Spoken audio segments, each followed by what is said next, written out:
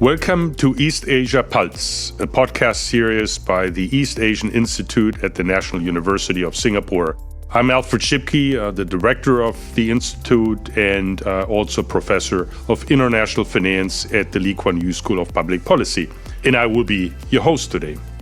I'm delighted to welcome Professor Chen from the Chinese University of Hong Kong. Chen is also the associate director at the Center for China Studies. His research and teaching cover a broad spectrum of topics, especially related to China's political economy and development strategy, and that includes state-owned enterprise reform, financial sector evolution, government-business relations, and industrial and regional development policies. Most importantly, though, he has also been looking at Hong Kong's evolving role as a global financial center, which of course ties very nicely to today's discussion. Welcome, Chen, and thank you for joining us today. Thank you so much, Alfred. It's wonderful to be back to EAI, East Asian Institute. Thank you very much. Well, let me get started. Over the last few decades, we have observed that both in the mainland China and Hong Kong, that they have been navigating many shocks and shifts, and a few stand out. One of them was related to the 2015 sharp RMB depreciation of about 2%. The other one is, and that is very much related to China's own liberalization and opening up process, where we had the 2015 episode of financial and foreign exchange market volatility. On the one hand, we had the relatively sharp RMB depreciation of 2% and also the equity market challenges. The third one is that now switching to Hong Kong, that Hong Kong itself has been faced with a number of economic and political challenges.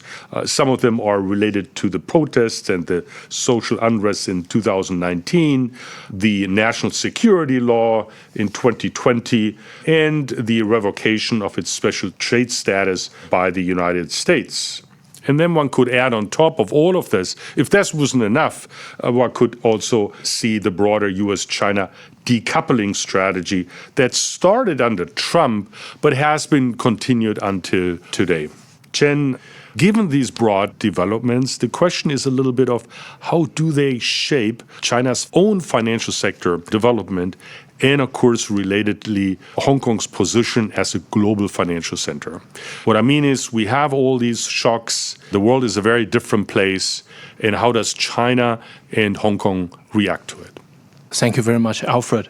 So as you pointed out, the world has moved into a new era, characterized by what I would call it geoeconomic fragmentation. So when we think about the global financial order, I think it's important to keep in mind that power, ideas, and interests are very important in shaping the evolution of global financial order. And when we talk about geoeconomic fragmentation and the global financial order moving into a new phase, and we also need to think about how the world has changed in terms of power, in terms of ideas, in terms of interests. So in terms of understanding the role of power in global financial order, first of all, over the past 4 decades, the world has gone through a tremendous financial globalization process.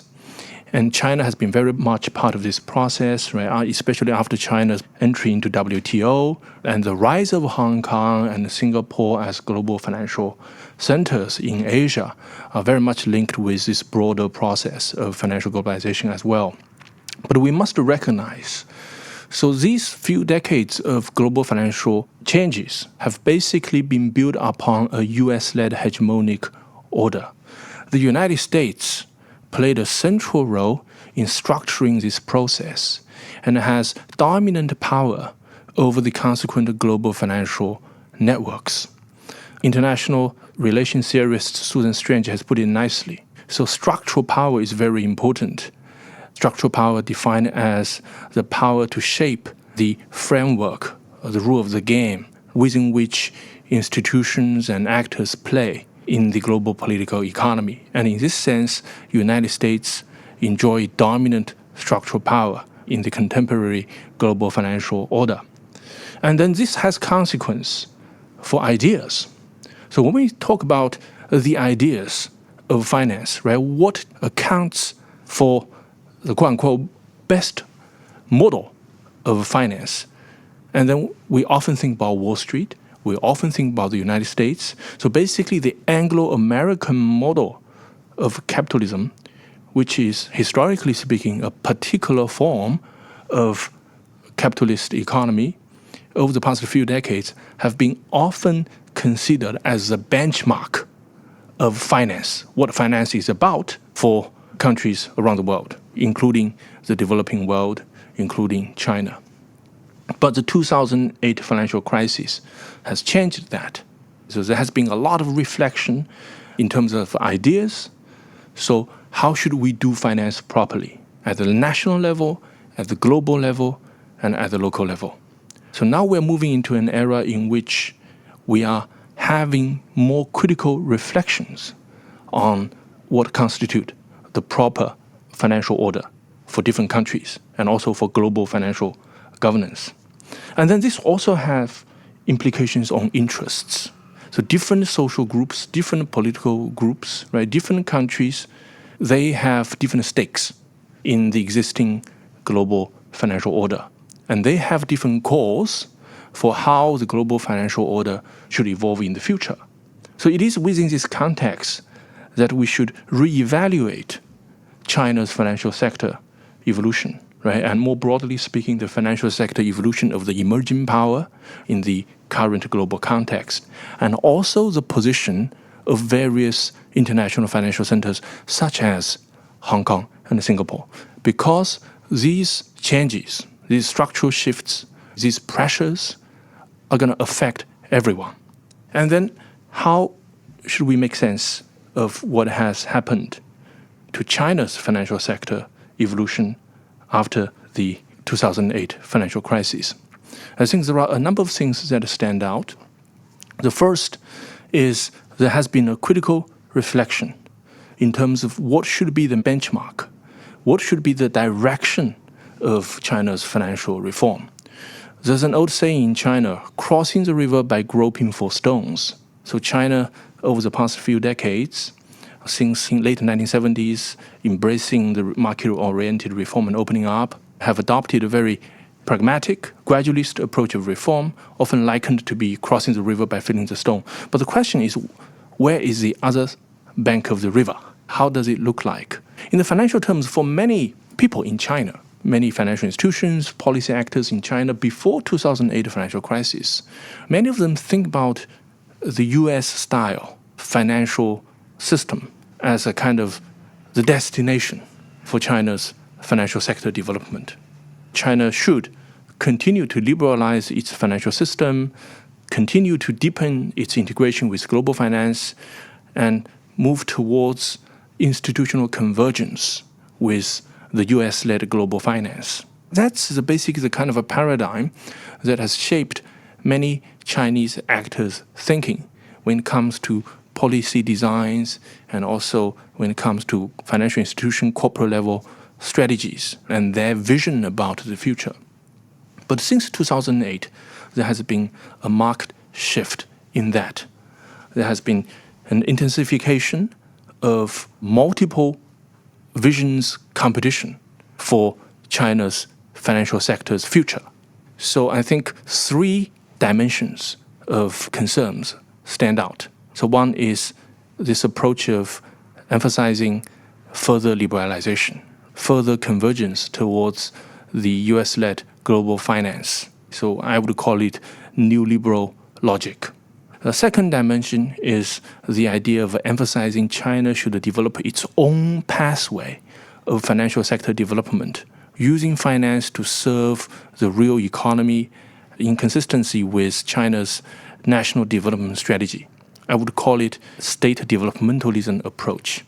And then there's a third dimension that is to emphasize national security, broadly defined.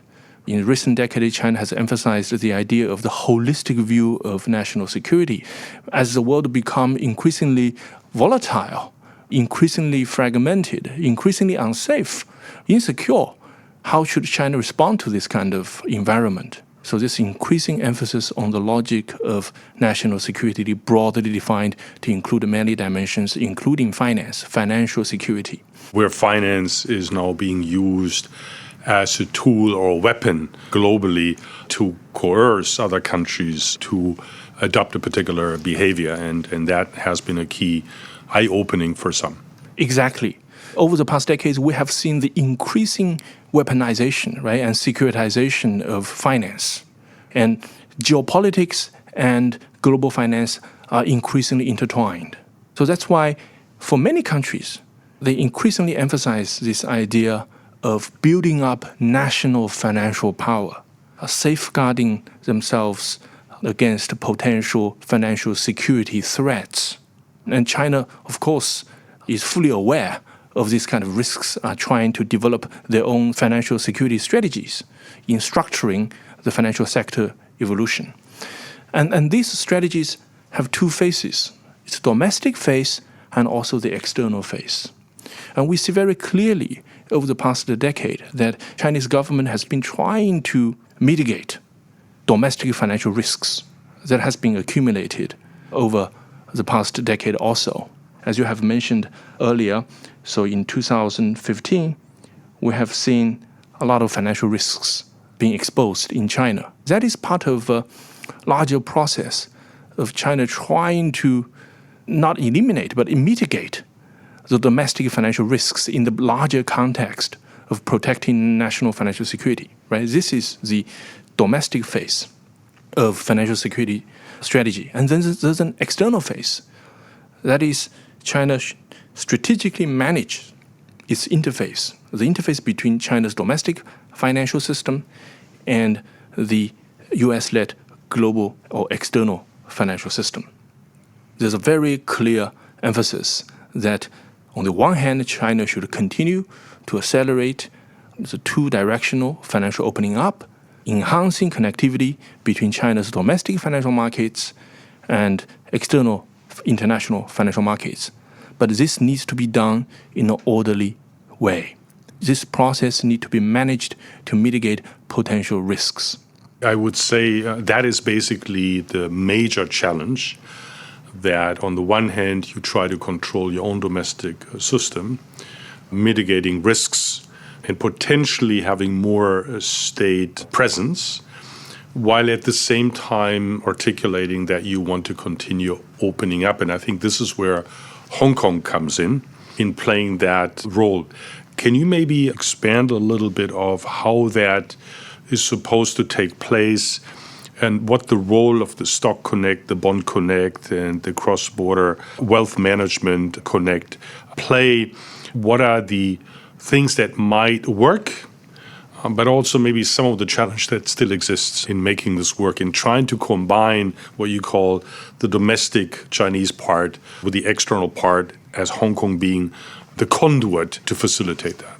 So as we discussed, as the world moves into an increasingly fragmented, volatile economic environment, statecraft really matter. So statecraft here refers to the strategic use of power or non-usage of power, including in economic and financial spheres, to achieve a state's strategic goals. Like in the area of diplomacy, so the art of economic statecraft and financial statecraft would matter enormously in this new world of geoeconomic fragmentation. So in economics, we talk about perfect competitive market. In that kind of environment, statecraft doesn't matter. Strategy doesn't matter that much, right? So we just take price as given, and then we make our decisions in trading, etc. But in a world of geoeconomic fragmentation, the action of the state and the actions of the market actors are increasingly intertwined, and statecraft that deploy economic and financial instruments to achieve the state's objectives are becoming increasingly important. And the objective being to kind of de-risk, to be less vulnerable to external events, or even to shape the structure of the global financial system. Exactly. As you put it nicely, there could be defensive financial statecraft there could also be offensive financial statecraft. And this can be exercised at multiple levels. This could be exercised at a bilateral level, but it can also be exercised at the systemic levels. So it is within this context that international financial centers are really important. Because when you think about the distribution of power, when you think about the configuration of global financial networks, the international financial centers, New York, London, Hong Kong, Singapore, these are strategically located at the central nodes of these networks. How nation states strategically use the international financial centers that they have influence is a very important dimension of the new world of financial statecraft. Now we can think about global finance increasingly in terms of a grand chessboard. So there are different actors strategically interacting among themselves, and there are power competition. There are competition not only in terms of ideas, but also in terms of market infrastructures, in terms of the ability to orchestrate actors' actions and to defend oneself against external financial economic security threats, and the ability to exert one's influence, right, in shaping how the global finance and global trading system, global economy, the rules of the game's evolution. So would this be, for example, China's objectives to foster RMB internationalization, to using its own payment system to substitute, for example, SWIFT? Are these kind of the measures that you're talking about? Well, these measures are very much part of this larger picture. So RMB internationalization is a very important dimension of China's financial statecraft, and also how China strategically manages the cross-border flow of capital. And here, the various connectivity schemes that you talked about, right? The Stock Connect, Bond Connect, Cross-Boundary Wealth Management Connect, anchored in Hong Kong and the Greater Bay Area, a very important part of China's financial statecraft. They are also a very important part of the broader process supporting RMB internationalization. And then I think the key function or the key philosophy underlying these connectivity schemes is what I would call institutional bridging. Institutional bridging refers to the process and the strategies to connect institutionally differentiated systems to enhance connectivity, collaboration, and cooperation, but without forcing the full integration and homogenization of this different institutional system, without subordinating one particular institutional system to the other. I think in this volatile global economic and financial environment, China has developed this very effective approach of financial statecraft based on the philosophy of institutional bridging via this connectivity scheme. So these Stock Connect, Bond Connect, and Cross-Boundary Wealth Management Connect all operate under a common template. We call it the mutual market access model. On the one hand, it creates a set of new infrastructure linkages that enhance the flow of capital across boundaries between the offshore Hong Kong financial market, which is fully integrated with the global financial markets on the one hand, and then China's onshore financial market, which is under the Chinese government's strategic supervision and guidance. Some people would argue you're trying to square the circle, given that the two systems are actually quite different. I think the beauty of institutional bridging is, first of all, they're trying to connect the square with the circle. And secondly, it generates new forms of institutional hybridization. There are a lot of intermediate forms between the square and the circle. These M&A schemes, the mutual market access scheme, right, including the Bond Connect, Stock Connect, and Cross-Boundary Wealth Management Connect, and more Connect schemes that have been under development, they represent this kind of hybridized institutional arrangements, which on the one hand incorporate the institutional elements of the neoliberal global finance, right? But on the other hand, incorporate the elements from the mainland China's onshore financial market, which emphasize the controllability and security. So these connectivity schemes basically emphasize the closed loop flow of funds across the boundary between mainland China's onshore market and Hong Kong's offshore market. By achieving this, it mitigated the tensions among the multiple objectives of enhancing market efficiency, maintaining national policy autonomy, and safeguarding financial security. And it also leveraged on the strengths of Hong Kong as an international financial center, because without Hong Kong, right, these connectivity schemes would not have been feasible, because it leveraged upon the existing offshore financial market infrastructure in Hong Kong, which is consistent with the global standards, right, global market practices, and the global financial institutions have very sophisticated experience in using these infrastructure. So through these connectivity schemes, basically China has carved out a universe of investable products from its onshore financial markets and make them very conveniently investable for global investors and financial institutions using offshore financial market infrastructure. And with this, their transaction costs would be substantially reduced.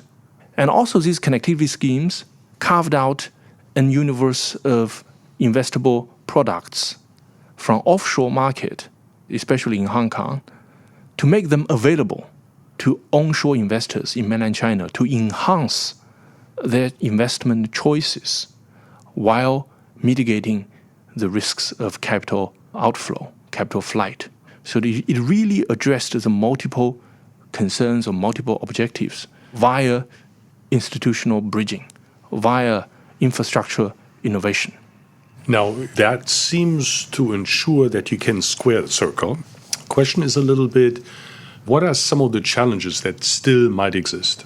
Well, first of all, these connectivity schemes have been designed as an experimentalist or scalable project. It started in 2014, right, with the launch of Shanghai Hong Kong Stock Connect. And then it further expanded to include Shenzhen Hong Kong Connect, right, so that the three stock exchanges, right, the Shanghai, Hong Kong, and Shenzhen, are connected under this arrangement. And then after the successful launch of these Stock Connect schemes, later China further launched the Bond Connect. And then later the Cross-Boundary Wealth Management Connect. And more recently, the Swapped Connect. So we see this as a process of gradually scaling up, expanding the investable universe under this closed loop design. So for some investors, they may feel somewhat frustrated by the pace of this opening up, right? They may feel China could have opened even faster and expanded the investable universe for international investors even more broadly. But we must understand, as I emphasized earlier, so China insisted that the process of financial opening up needs to be orderly. And then for those actors who are very concerned about China's interaction with global finance, they may also feel that these connectivity scheme created potential channels of risk transmission. So I'm not trying to portray that the connectivity schemes have got all the best elements in different systems and then serve as a perfect solution to all the problems. No, it's a hybrid outcome. And from many different actors' point of view, they may not represent the best of the world. From the more liberal-minded players' point of view, and these may not be considered as a fully fledged approach of comprehensive financial opening up. While for those who are more concerned about China's national financial policy autonomy and security, they may feel this as a potential source of risk transmission. So I'm not saying that this connectivity scheme have got all the best elements, but I think it represents a very effective approach in addressing different logics addressing the potential tensions that arise from the competing institutional logics, competing visions on China's financial sector evolution. Building on this platform, we have seen tremendous growth of cross-border capital flow. So international investors has tremendously expanded their allocation in China's stock market and bond market. Mainland investors have also got a broader universe of investment choices, and the transaction costs have come down substantially, right, vis-a-vis the previous options of connectivity.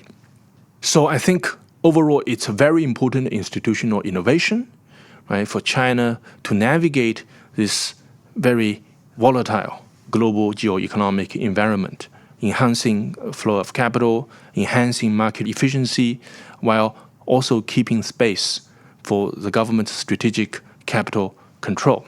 But so far, this institutional bridging approach, enhancing financial connectivity, has only been able to be developed within a certain particular space of the investable universe.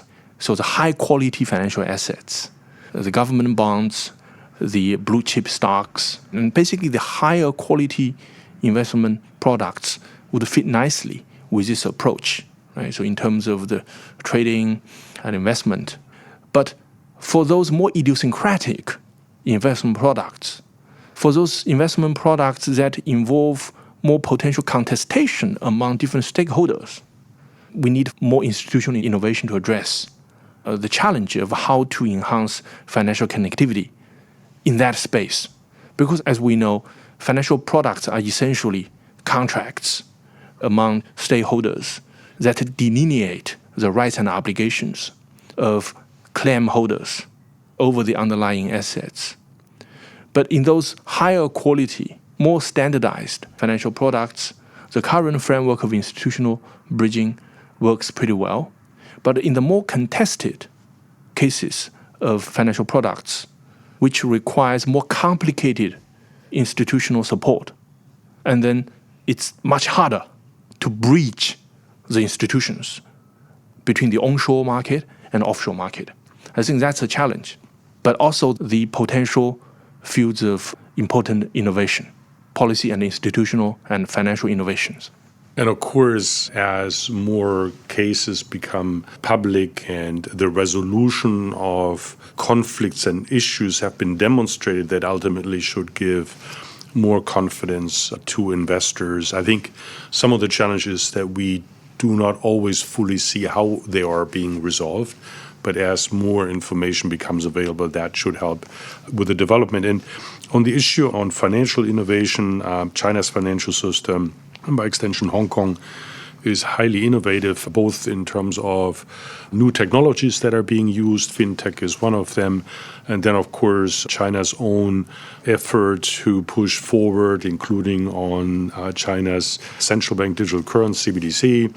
How do you see these innovations playing out, both for China's financial system, but also as part of this broader tension that comes from the geopolitics? Well, I think, first of all, Hong Kong is really important in China's financial sector evolution. Well, we can think about China's financial system as consisting of two layers, right? There's the mainland offshore layer, and then the offshore layer centered upon Hong Kong. So Hong Kong has long been the central connector, or as we call it, a super connector between mainland China and the rest of the world in terms of the flow of capital, the flow of trade, the trades of goods and services, right, connecting China with the rest of the world. Because Hong Kong has unique advantages. It's China's only subnational jurisdiction with a common law framework, which is consistent with the legal infrastructure of the global financial markets. And Hong Kong has long been the pilot or the site of strategically important financial sector innovation in terms of opening up for China to connect its domestic financial markets with international financial markets. So we are seeing a lot of interesting parallel. For example, in terms of fintech, China, of course, has made very important strides in promoting financial technological innovation. But it's also very cautious in terms of the digital currencies and etc. But Hong Kong would have a larger space, larger policy space than mainland China in terms of experimenting with these different types of fintech innovation, building on its own distinctive business environment, institutional ecology, and also in terms of green finance. So China has made great efforts in developing green finance markets in mainland China. But in terms of connecting with the global financial markets, right, Hong Kong has a role that's unparalleled in other mainland Chinese cities or regions. So Hong Kong has a very important role to play in terms of formulating green finance market standards, rules, or norms that can make Chinese green finance markets more connected with the global market. In terms of innovation, Hong Kong represents a distinct space for China to experiment with new technologies, new infrastructures, new standards, new rules in financial markets, and also represents a key site of connectivity between mainland China and the rest of the world. Since we are here in Singapore recording this podcast, of course I have to touch on the dynamics between Hong Kong and Singapore as financial hubs. Of course, there is natural competition, but where do you believe Hong Kong has a competitive advantage over Singapore? Well, Hong Kong has an unparalleled advantage in terms of connecting mainland China with the rest of the world. So on the one hand, Hong Kong is under China's sovereignty, is part of China, right? It's very integrated with the Chinese economy, right, in terms of the flow of talent, in terms of trade. But on the other hand, Hong Kong operates under the framework of one country, two system, which gives Hong Kong a high degree of autonomy. Hong Kong has its own distinctive business environment supported by its own sophisticated institutional infrastructure. So Hong Kong is the best place to connect China with the rest of the world. Then we can consider other international financial centers.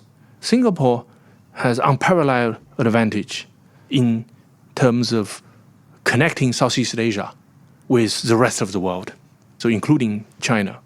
And I don't see Shanghai and Shenzhen, although if you read reports about international financial centers ranking, I don't see Shanghai and Shenzhen playing important role in offshore finance in foreseeable future. They will primarily serve as the financial center for China's onshore markets. So therefore, Hong Kong is really special. For both Chinese enterprises going overseas, raising funds in offshore markets, Hong Kong is the best option. For international investors to develop a base for them to do business in mainland China, Hong Kong is also the best option. In this, Hong Kong would have very strong competitive advantage vis-a-vis other international financial centers. That's why we had to invite you to come to Singapore to make the case for Hong Kong. But maybe there's then also a question that despite the fact that there is, of course, healthy competition between the two financial hubs, are there particular areas where maybe one could envisage more cooperation in the future? Well, absolutely. I think, first of all, we must recognize the trends of the global economy and also global finance to move towards, as we international relations scholar would call it, a more multipolar structure in which we have multiple centers, multiple hubs, right, multiple regional anchoring of economic activities, right? So we often talk about the center of gravity for global economic activities, but actually I think it's a better metaphor to use sort of a multiple regional anchoring of economic and financial activities. So in Asia, Hong Kong and Singapore are two most important financial hubs. Yes, there are certain degree of competition, but as I see it, the potential is much greater in terms of cooperation and complementarity. Right? So there are a lot of common challenges that Asia as a whole face. The green transition, the profound technological innovations as we have seen it in artificial intelligence and so on. And these are all important areas that we need to have collective innovation at the subnational level, national level, and regional and international level to come up with collective solutions. So yes, digitization, fintech revolution, artificial intelligence are all generating transformative impacts with potential of improving productivity beyond our imagination. But they also present a lot of potential risks. So how can we collectively build up collaboration, market infrastructure, platform for the development of digital finance, green finance, to enhance the innovation of a new generation of financial technologies empowered by artificial intelligence, while also addressing the potential risk points in these rapid technological changes. I think this requires cooperation, requires standard setting, requires consensus. And international financial centers would play a crucial role in connecting everybody to forge consensus, to promote cooperation. And on this, I think it's very important for Hong Kong and Singapore to work together to collectively contribute to this process.